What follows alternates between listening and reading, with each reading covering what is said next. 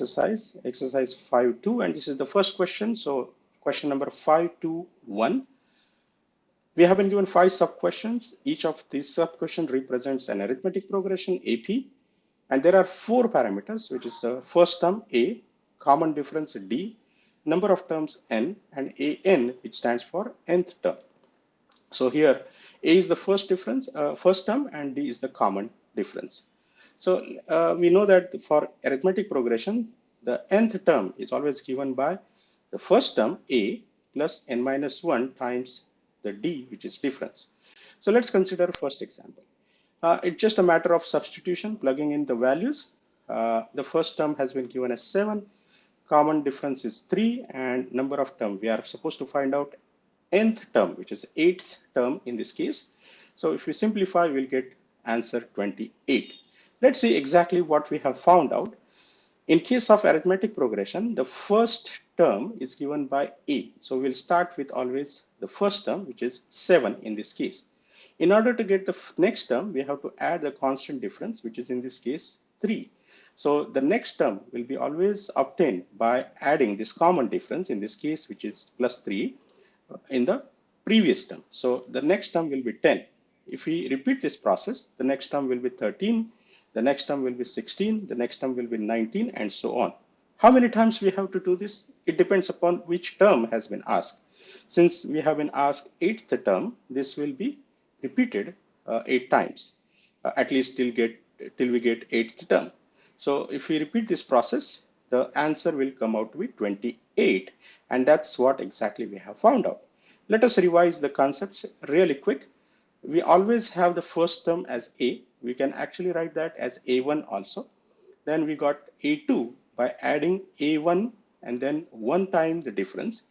A3 was obtained by adding 1 time difference into A2, which eventually was added 1 time difference with A1. So in order to get to A3, we have to jump twice starting from the first term. So remember, in order to get the third term, we have to jump twice. In order to get the fourth term, we have to jump 3 times. In order to get fifth term, we have to jump 4 times. So always we have to jump 1 step less than the number of term. So in order to go to the 8th term, we have to do this jumping 7 times, and those 7 differences will be added to the first term. So eventually n minus 1 times we have to do this jumping.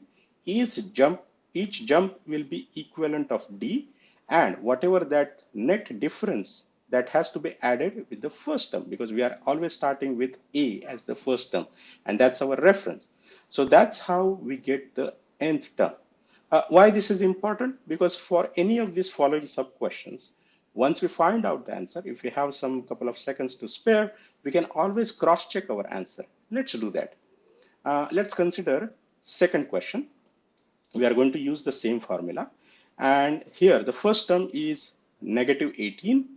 The common difference, the last term is 0, and that has been supposed to be 10th term. Here the missing parameter is the common difference.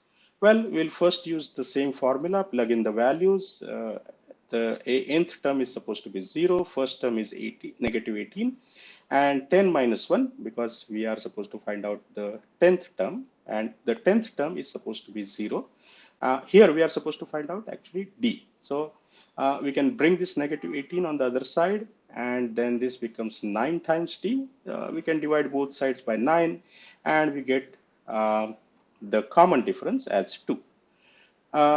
How do we know whether this answer is correct? Well, we can quickly, if you have some seconds, let's say not more than 60 seconds, we can construct a really quick diagram that works very well if this n value is comparatively less. Let's say we always start with the first value, which is A or A1, that has been given as negative 18. And since we want 10th term, we will do this jumping 9 times. Remember, second term is 1 jump, third term is 2 jumps, and so on. So eventually after 10 jumps, we are supposed to get 0. Now, if you follow this sequence, we are getting 0. That means the value which we have found out as common difference plus 2 is correct. So We can always use this technique if you understand what exactly we are doing and what is the meaning of this arithmetic progression. We can always cross-check our answer once we have done these arithmetic calculations. Um, let's do the third question. Here, the first term is missing and common difference has been given as -3. We have 18 terms now. Since 18 is a relatively large value, this will take more time to cross-check. So for this time, we will just apply the formula, plug in the values, and we'll be happy. Let's say the nth term has been given as -5. Uh, Anything and everything which is given, we'll simply substitute and we'll make this simplification. 18 minus 1 is equal to 17 times -3 is -51. That will be transferred to the other side and we'll get a value as 46. So first term is 46. If you want, you can cross-check that as a part of your homework. But in exam, I won't recommend it, especially for large values of n, because you can actually make mistake. And even if you don't make mistake, you will spend a lot of time. So the cross-checking works fine if the value of n is around 5, or let's say even less than 10. That's not a big deal. Let's repeat that process for the next question. Here, the first term has been given as -18.9. Common difference is 2.5. The nth term has been given as 3.6. We are supposed to find out which term will give you that particular 3.6 value if we start and proceed in this particular manner. Again, it's a question of writing the same formula. Remember, nth term is always, you start with the first term, that's always the reference. And then you always perform n minus 1 jumps, and each jump is worth of d. So whatever is the net difference, that will be added to your baseline reference, and that's how you are going to get the nth term. Let us plug in the values. N is 3.6. The first term is -18.9. N minus 1, here we don't know n, so it will be constant. And each difference is worth 2.5. It's a question of algebraic manipulation. We'll bring this -18.9 on the other side. It will become positive, and that will become 22.5. And this 2.5, since it is in multiplication, we will divide both sides by 2.5, and that will give n minus 1 equal to 9. -1 will go to the other side, n will become 10. So the 10th term with these parameters will yield you 3.6. Now the last question is somewhat interesting. We can blindly follow the method and we can simply plug in the value. It will give you perfect answer. But here you don't even have to, even before you plug in the values in the equation, you should be able to predict the answer with reasonable confidence. How can I say that? Here, the common difference has been given as 0. What is the meaning of this thing? The successive term has got no difference with the previous term. So that means the previous term, when added 0, remember, it gives you the next term.